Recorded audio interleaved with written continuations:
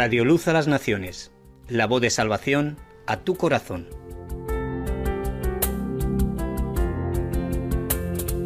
Oh, cantadmelas otra vez, bellas palabras de vida. Escuela Bíblica a la luz de la palabra, escudriñando las Escrituras. Yo soy luz, bellas palabras de vida. Luz a las Naciones, canal cristiano de comunicación, presenta a la luz de la palabra. Qué bellas son, bellas palabras de vida. Un estudio expositivo de la palabra de Dios, una presentación minuciosa de toda la Escritura, porque es inspirada por Dios y útil para enseñar, para redarguir, para corregir, para instruir en justicia, a fin de que el hombre de Dios sea perfecto, enteramente preparado para toda buena obra. Hoy escúchalas, pecador, bellas palabras de vida. Escuela Bíblica a la luz de la palabra, edificando sobre la roca. Libro Hechos de los Apóstoles, por Loel Bruckner. Qué bellas son, bellas palabras de vida. Pero recibiréis poder cuando haya venido sobre vosotros el Espíritu Santo, y me seréis testigos en Jerusalén, en toda Judea, en Samaria y hasta lo último de la tierra. Hechos de los Apóstoles, capítulo 1, versículo 8.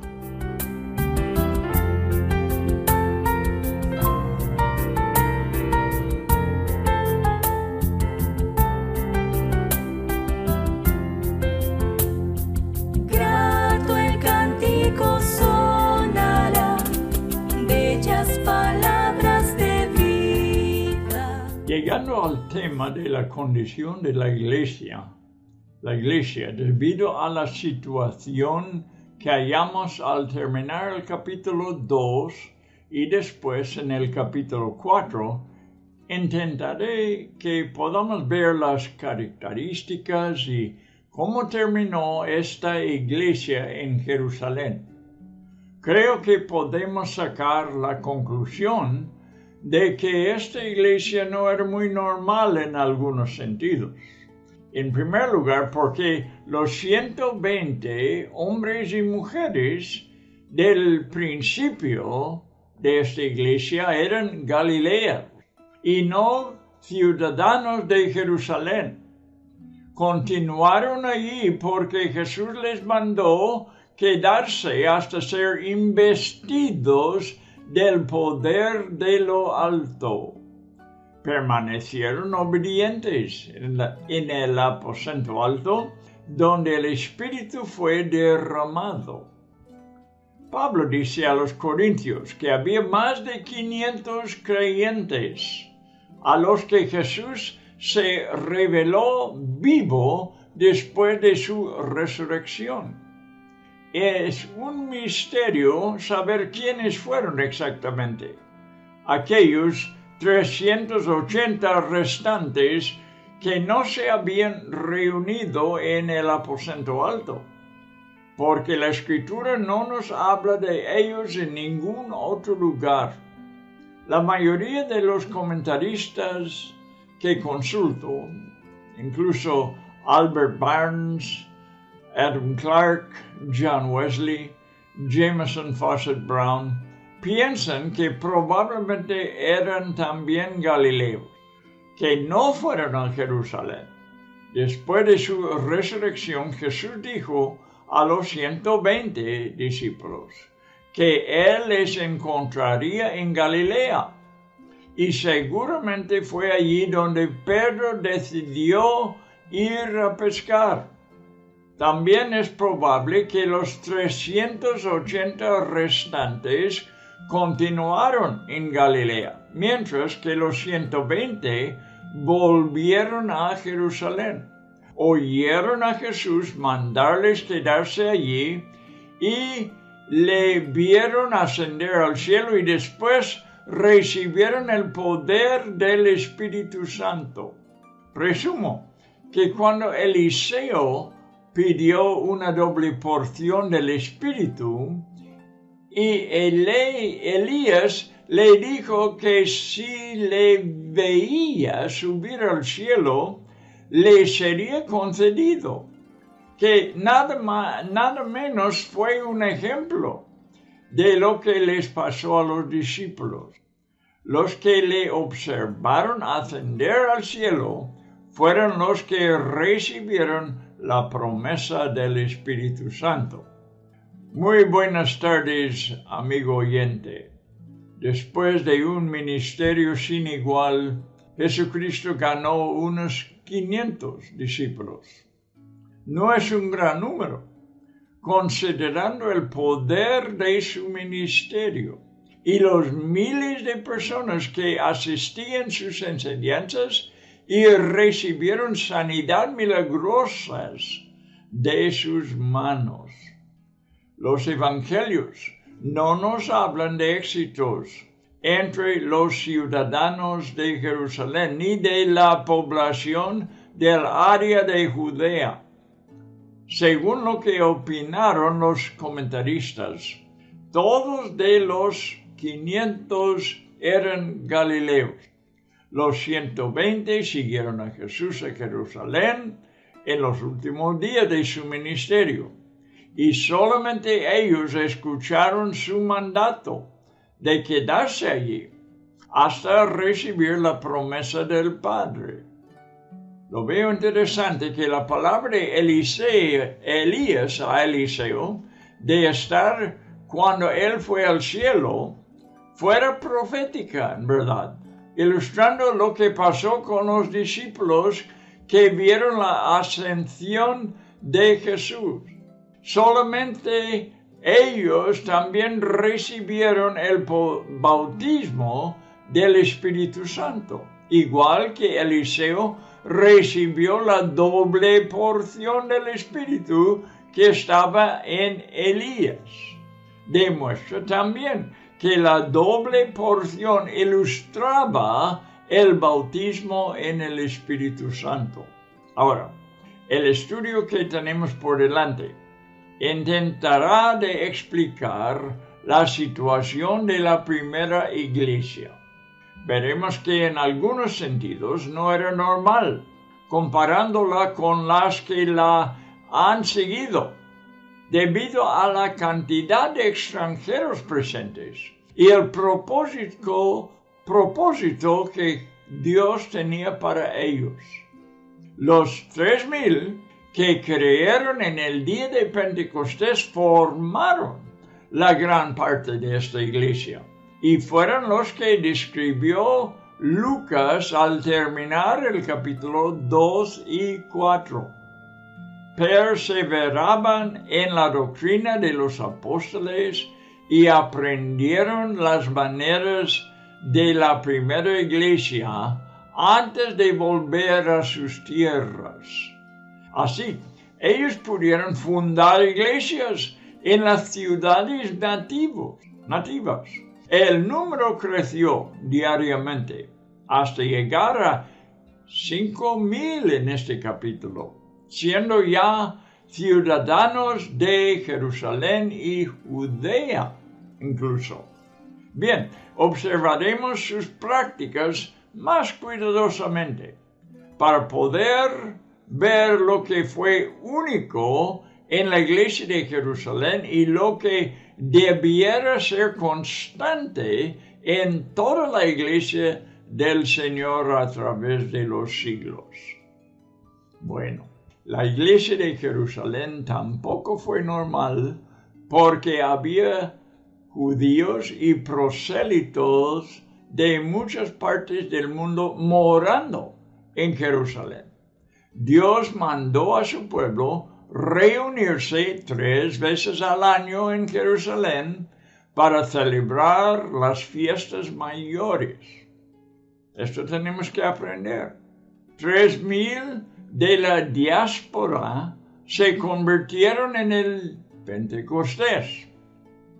Matthew Henry creía que en esta ocasión especialmente los que moraban en Jerusalén eran más que nunca, porque la profecía de Daniel predecía el año de la muerte del Mesías. En Daniel capítulo 9, 26. Lo hemos intentado de enseñar a esto varias veces en mis estudios. La importancia de esta profecía en Daniel. Tú lo puedes ver, capítulo 9, versículo 26, que daba los años que tenía que pasar antes que muriera el Mesías. Lo predice exactamente el año, cuando Cristo iba a morir, a ser quitada su vida, y supusieron que estaría estableciendo su reino de antemano. En Lucas 19:11 he dicho esto antes, pero hay que recordarnos de este hecho. Ellos pensaban que el reino de Dios se manifestaría inmediatamente, dice el texto en Lucas 19:11.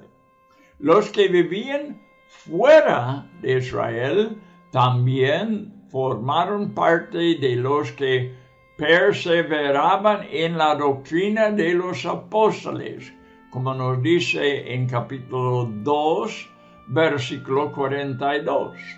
Y recibiendo así instrucciones en el Evangelio antes de volver a sus tierras. El escritor de Hebreos, Pedro y Santiago, los tres, seguramente les escribieron después para animarles e instruirles más. Puedes ver que el nombre mismo de la carta de Hebreos demuestra que fue escrito especialmente para judíos. Pedro dice en su introducción a su carta que esta carta fue escrito a los judíos que estaban esparcidos en distintas partes, y Santiago nombra más provincias de estos judíos. Así que estas tres cartas fueron especialmente para los que pienso yo, ahora es una opinión, pero pienso yo que fueron los mismos o alguna parte de los mismos que estaban en Jerusalén siendo instruidos por los apóstoles. Les escribieron después estos tres autores. Yo creo que algunos, si no muchos, fundaron iglesias en varios lugares, incluso en Roma. En este capítulo, después de sanar al paralítico, leemos que 5,000 hombres creyeron, pero no se aclara si es un número añadido a los 3,000, siendo 8,000 que creyeron en Pentecostés, más los 120 originales, o si 5,000 era el número total. Eso no sé. El número total de la iglesia o un número añadido a los 5,000, a los 3,000, perdón, en este tiempo. Lo que sí es seguro es que entre este número mencionado en el versículo 4 del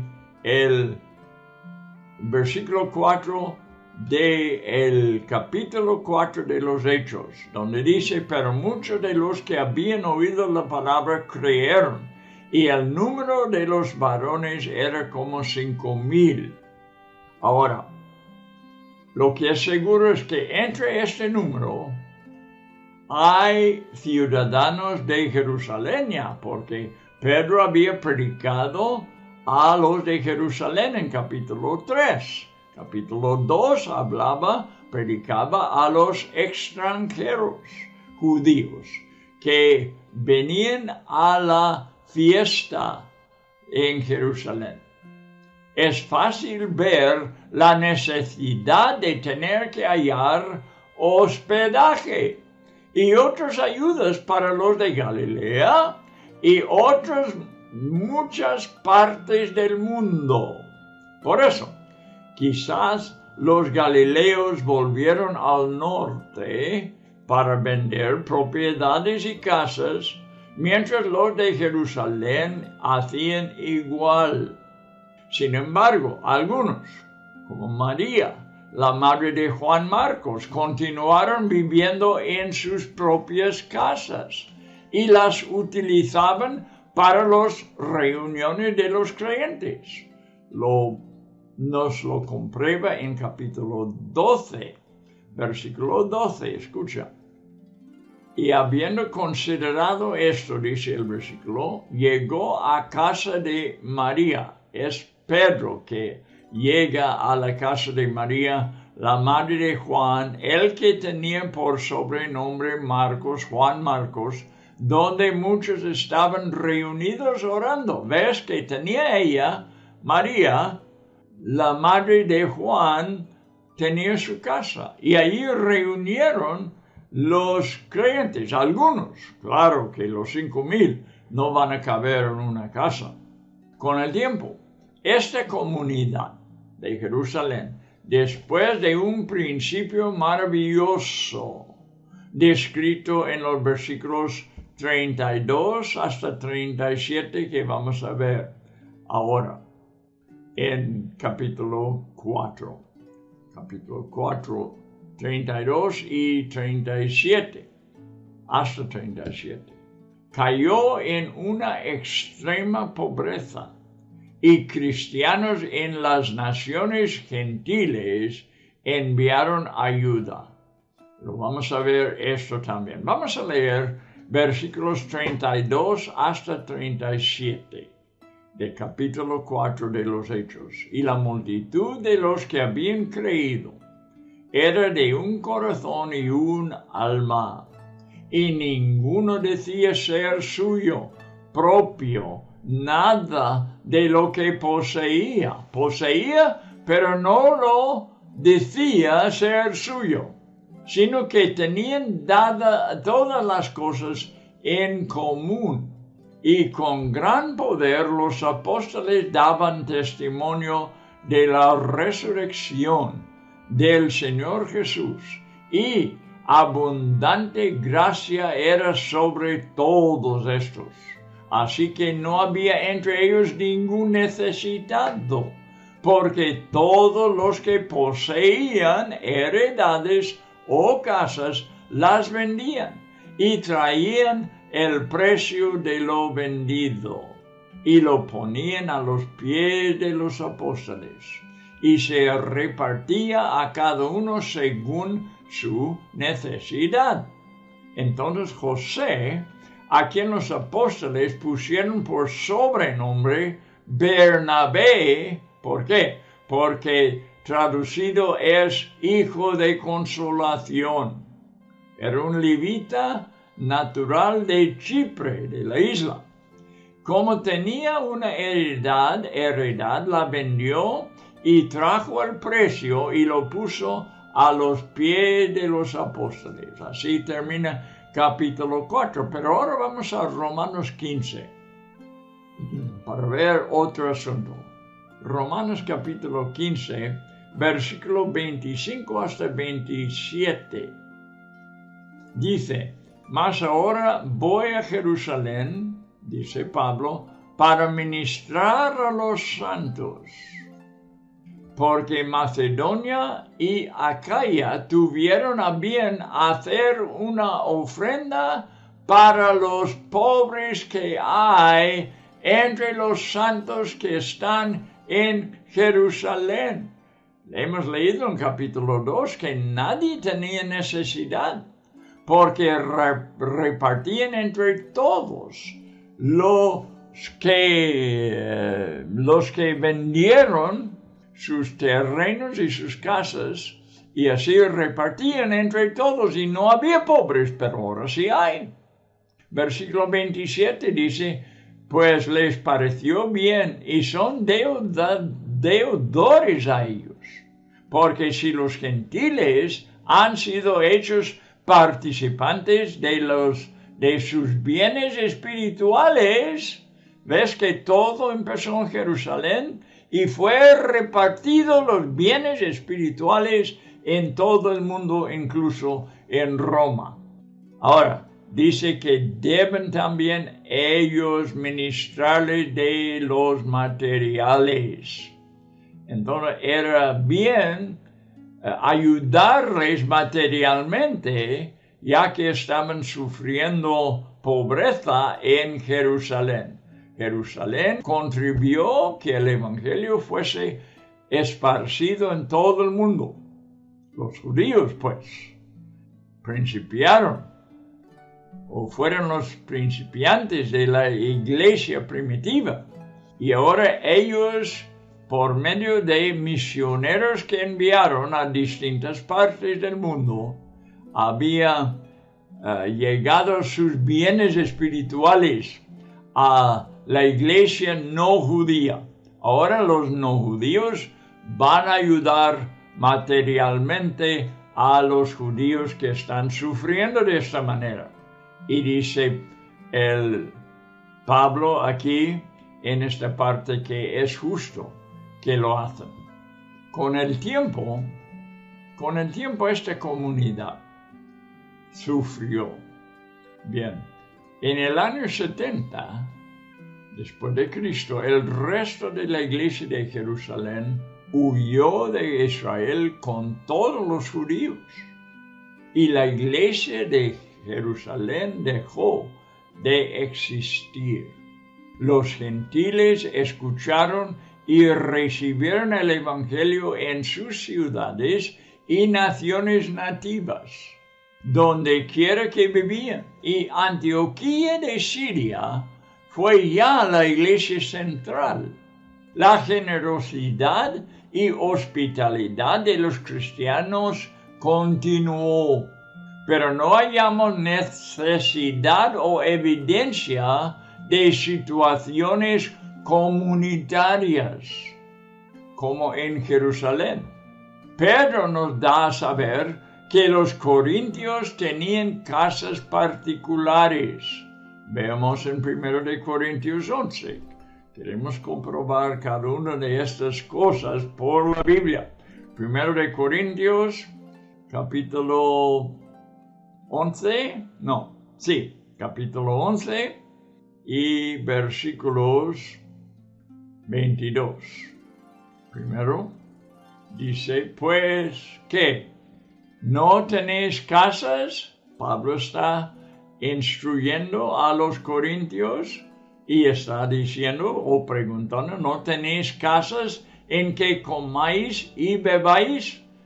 Esta demuestra que ya no vendían sus casas, tenían casas en que comer y beber. Luego en versículo 34 dice Pablo, si alguno tuviera hambre, coma en su casa, para que no os reunáis para juicio. Bien, está evidenciando que en la iglesia gentil no vendían sus casas. Esto fue en Jerusalén, donde vendían sus propiedades y sus casas para repartirlo con los que no los tenían, porque eran de Galilea o de diferentes naciones. La primera iglesia consistía en tales personas. Ahora en Corinto todos son corintios y tienen casas en que vivir. No hay necesidad de venderlas en este caso. Además, como en la casa de Aquila y Priscila, se reunían grupos de ellos. Ahora vamos a 1 de Corintios para comprobar eso, capítulo 16. Y en versículo 19 dice, las iglesias de Asia os saludan, Aquila y Priscila. Con la iglesia, escucha, con la iglesia que está en su casa. Se reunía iglesia en la casa de Aquila y Priscila. Así que Pablo está escribiendo a ellos. Pero estamos viendo una diferencia ya en la iglesia gentil, diferente que la iglesia de los judíos en Jerusalén. Otro ejemplo es la casa de Filemón, donde Pablo menciona específicamente se reunían los cristianos. Él tenía posesiones y incluso un esclavo. Y Pablo le pidió que le preparara un alojamiento para él mismo en su casa. Hay otros ejemplos que demuestran que algunos miembros de la iglesia continuaron teniendo posesiones personales. Espero que esta explicación arroje luz sobre el capítulo 2 y lo que leemos en estos versículos del capítulo 4. La ausencia del egoísmo y la condición espiritual de ser de un solo corazón y ánimo deben continuar hasta que Jesús vuelva a por su iglesia, que debe continuar hasta el fin, dando testimonio del Evangelio por el poder sin igual del Espíritu Santo. La verdad de gracia sobre creyentes es una realidad también que no tiene fin, debe continuar en la iglesia. Todas las bendiciones que hay sobre nosotros son el resultado de la gracia de Dios, a pesar de nuestra total indignidad. La descripción de los hechos en los versículos 34 hasta 37, lo que vamos viendo, nos prepararán para lo que sigue en el capítulo 5.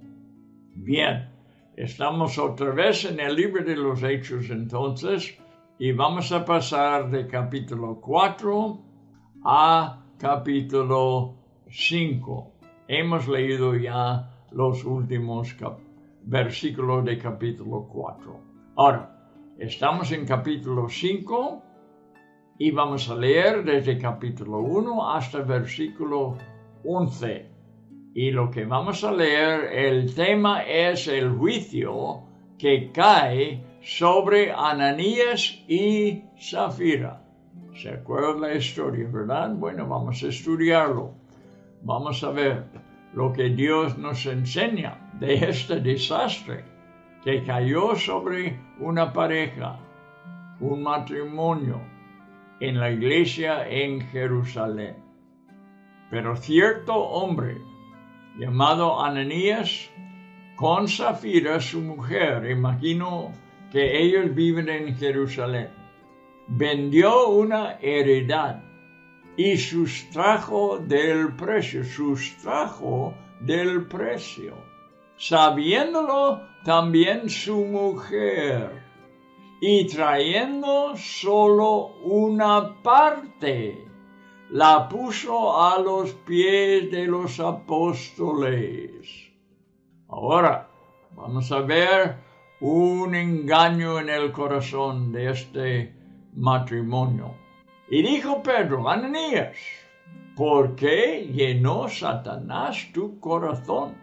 Para que mintieses al Espíritu Santo y sustrajeses del precio de la heredad, reteniéndola. Mira, está diciendo Pedro aquí, hay que explicar un poco. Está diciendo Pedro, ¿por qué tenías que mentir? No tenías por qué mentir. porque no, la maldad, el pecado, no fue en sustraer del precio, sino mentir, diciendo que estaban trayendo todo y solo trajeron una parte. Esto era el pecado, ¿ves? El engaño. Sustrajese del precio de la heredad diciendo que estaban trayendo todo.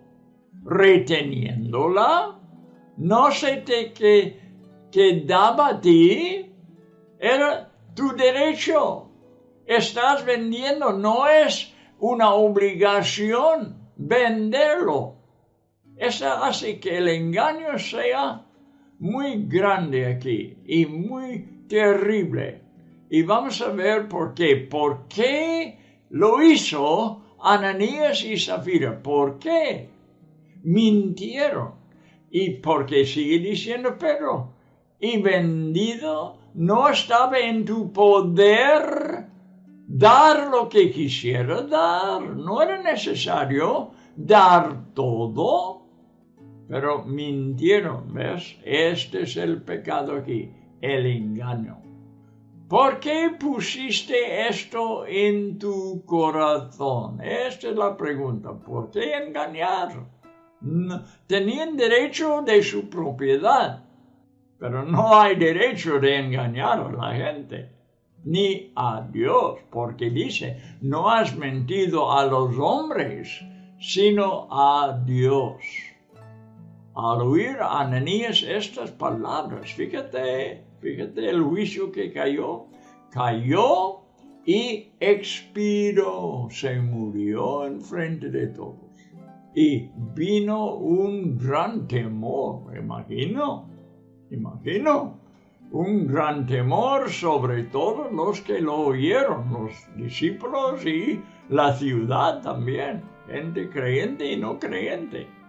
Y levantándose los jóvenes, lo envolvieron y sacándolo, lo sepultaron.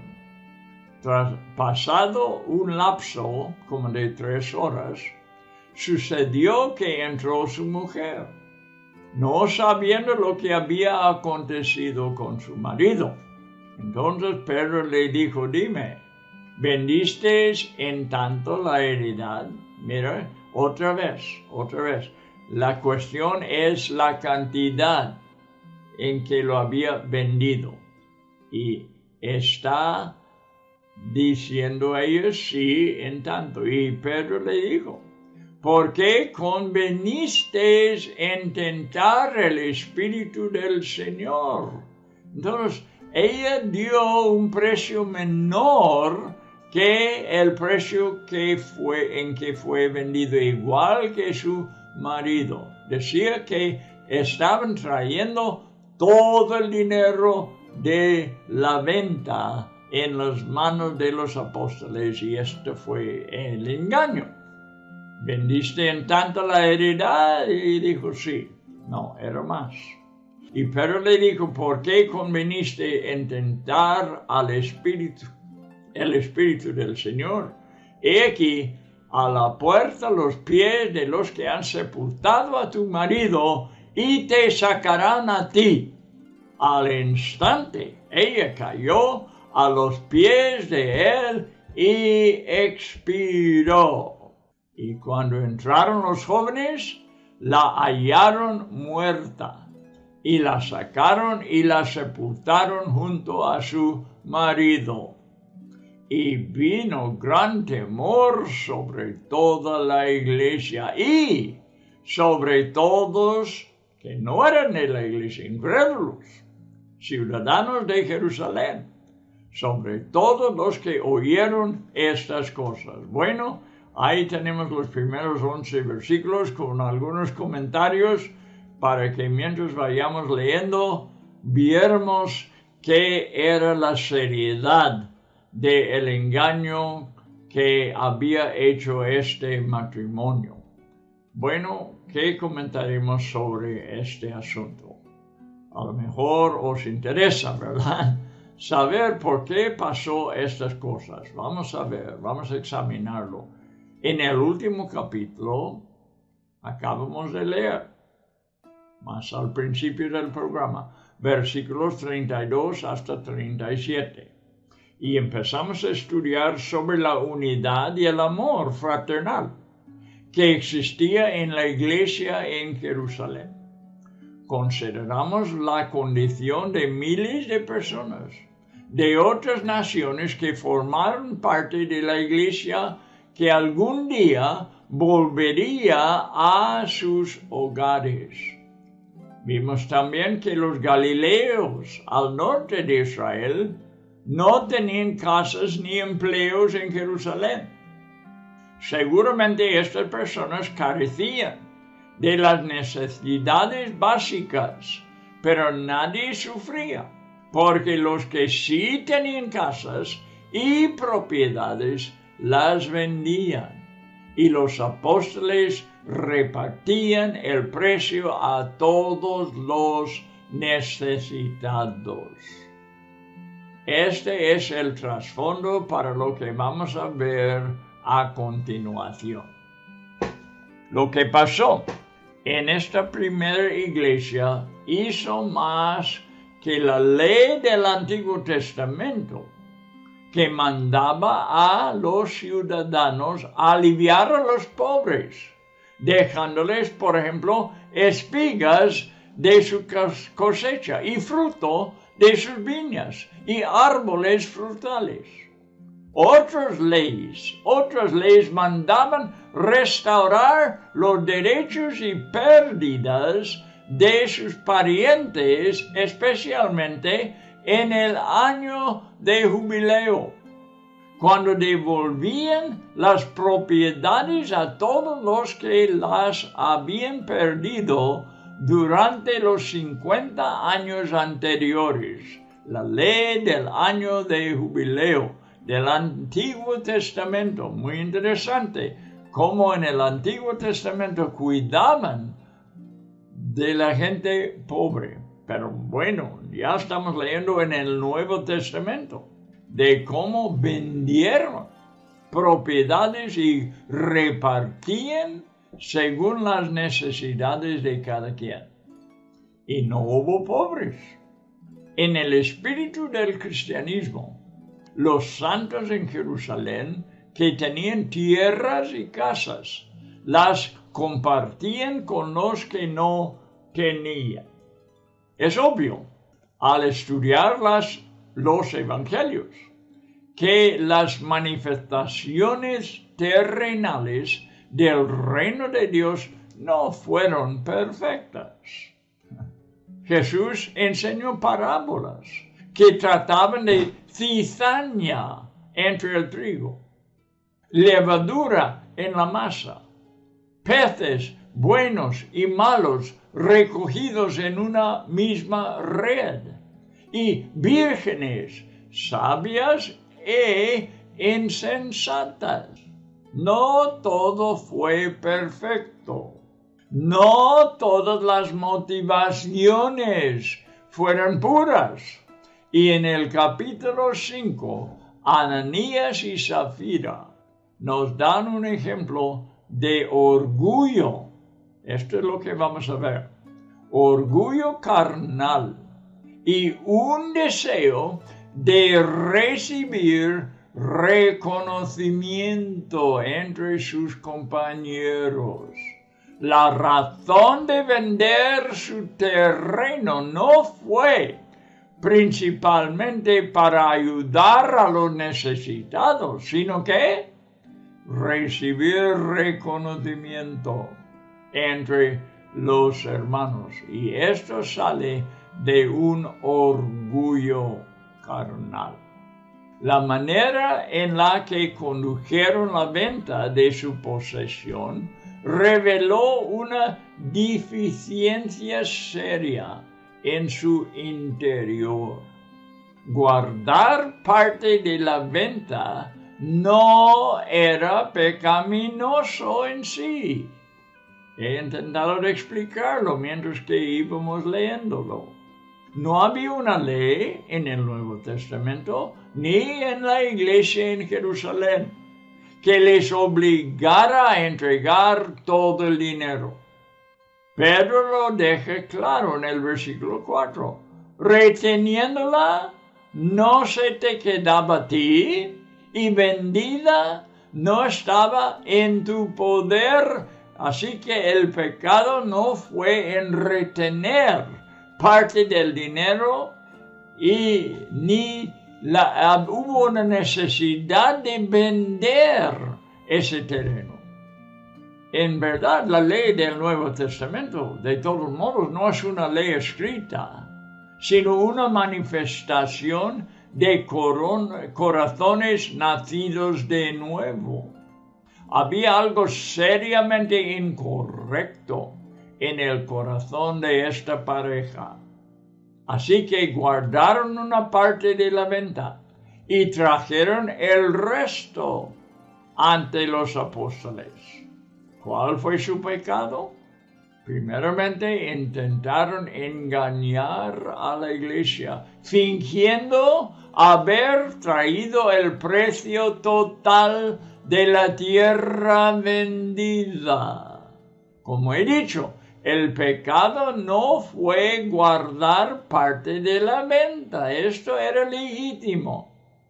El intento de esconder su ambiciosa codicia ante la iglesia reveló su total deshonestidad, reveló su orgullo, ya que pretendían ser considerados igual de generosos que los que lo habían dado todo. Engaño, pues, fue su pecado. Sin embargo, el pecado más grande que el engaño, escucha esto, era negar la presencia y autoridad del Espíritu Santo en la iglesia, viendo solamente el elemento humano. No consideraba la presencia del Espíritu Santo, de quien nadie engañe ni esconde nada de la verdad. Esto demuestra una falta del temor de Dios. Pedro discernió esta hipocresía inmediatamente y dejó claro que esta manera de dar no es aceptable delante de Dios. Ciertamente el pecado de Caín, con su ofrenda procedente de la agricultura, fue semejante al pecado de esta pareja. Y Dios no la aceptó tampoco, porque este era el pecado de Caín. Escucha, intento de explicar. Fue un intento religioso de autojusticia, fruto de la obra de sus propias manos, que no estaba reconociendo la necesidad de un sacrificio de sangre por sus pecados. Bien, Ananías y Zafira manifestaron algo semejante, ofreciendo algo que les diera crédito, pero engañando al hacerlo. También Caín, a ver si lo explico de nuevo. Caín ofreció de su propio, el trabajo de su mano al Señor, mientras que su hermano ofreció un cordero y le mató, ofreciendo al animal como sacrificio por sus propios pecados. No intentó de justificarse haciendo obras para presentar el fruto de sus obras a Dios. Este era el pecado de Caín. Si fuera sincero, hubieran añadido el fariseo al estar orando con el publicano en el templo. Vamos a ver esto La religiosidad produce orgullo egoísta. Lo repito, la religiosidad produce orgullo egoísta, como el fariseo que profesó: doy diezmos de todo lo que gano, en Lucas 18:12. Si fuera sincero, hubiera añadido: y guardo el resto para mí. Pero ves, una religiosidad manifestado en este caso, y todavía se manifiesta. Hay gente que no hacen las cosas de su corazón, sino que hacen sus buenas obras para que los vecinos, para que los parientes lo vean.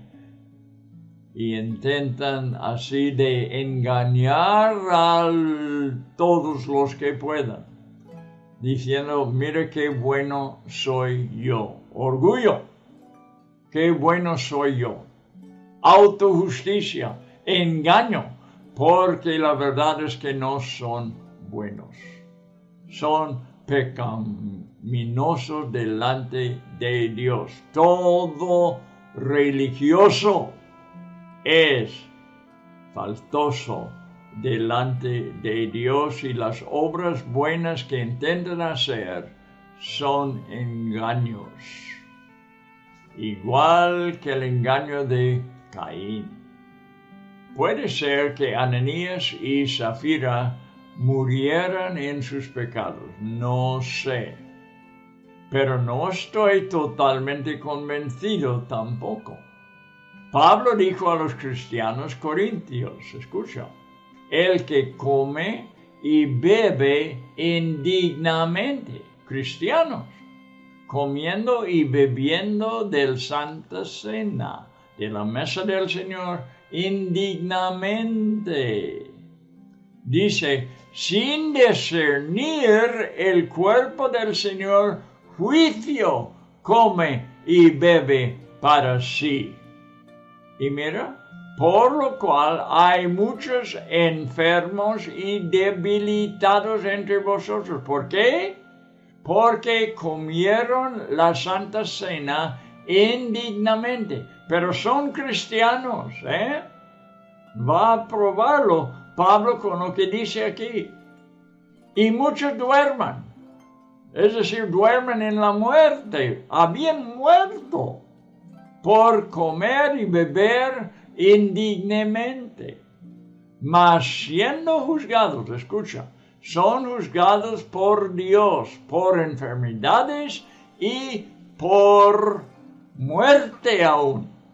Ahora, quiero aclarar antes que sigamos adelante, que esto no quiere decir si tú estás enfermo o si alguien de la familia, por ejemplo, han muerto, que han pecado o que han comido y bebido indignamente. Esto puede ser, pero no es el caso en muchas situaciones. Pero mira, lo voy a leer de nuevo para que veamos lo que Pablo está enseñando sobre cristianos. No vaya a decir que son hipócritas.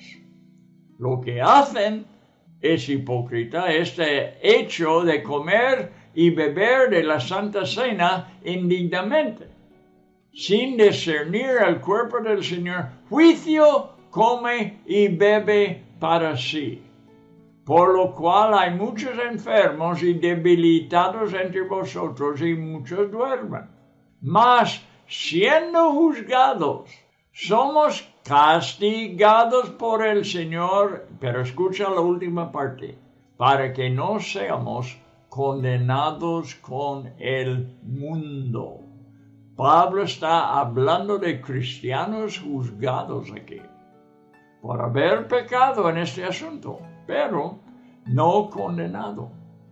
Fueron juzgados y castigados por su pecado, pero no era un pecado condenador. Para que no seamos condenados con el mundo, Dios nos juzga como cristianos. ¿Entendidos? estudio. 1 Corintios 11, 29, 30 y 32 y se aclara, son cristianos. Por eso no estoy tan seguro que Ananías y Zafira fueron condenados, que murieron en sus pecados. Quizás, no sé, ya te digo, no sé, pero puede ser que siendo juzgados, castigados, era para que no sean condenados con el mundo. Vamos a ver, no podemos decidir esto definitivamente, pero os dejo estas cosas para ver que sí es posible. Es posible. Pablo nos enseña que un cristiano puede ser juzgado por la enfermedad e incluso la muerte, pero no por la eterna condenación. He visto casos en los que un creyente puede morir en la misericordia del Señor antes de que vuelva al mundo. En estos días, desde que he estado escribiendo sobre el libro de los Hechos o predicando lo que acabo de decir ahora, lo que acabo de enseñar, antes de eso, muy pocos días antes, oí de la muerte de una persona que era cristiano, pero estaba alejando del Señor. Y ofrezco la opinión de que puede ser que el Señor le quitó la vida y lo llevó al cielo antes que él cayera totalmente en las manos del diablo, porque hay esta posibilidad. El Señor les quita aún la vida para que sean salvos, porque si siguen en ese camino, caerían en la perdición. Pablo nos enseña que un cristiano puede ser juzgado por la enfermedad e incluso la muerte, pero no por la eterna condenación. Dios le salva de eso. He visto casos, como acabo de decir, algo que acaba de pasar. El resultado de todo fue que un temor sano de Dios descansó poderosamente sobre la iglesia, especialmente, pero también sobre los que supieron de estas cosas en la sociedad en general. Bueno, hemos llegado al fin del estudio de hoy. Un estudio, yo creo, interesante, sea el tema de Ananías y Zafira, considerando su caso, porque lo mismo pasa en el día de hoy. Es decir, personas cristianos que por alguna tentación caen en pecado y Dios juzga este pecado y lo juzga hasta el día de hoy. Así que bueno, debemos andar en el temor de Dios, porque este es una gran bendición, y esta bendición pido sobre la iglesia hoy en día, sobre mi vida, sobre vuestra vida. Tú, personalmente, amigo mío que me escucha, que tú seas bendecido con un temor de Dios que te guarda de la tentación. Es una bendición, te digo. Que Dios te bendiga, sí. Bueno, hasta la próxima vez estaremos hablando un poco más de Ananías y Zafira, y vamos adelante en el capítulo 5 de los Hechos. Hasta entonces.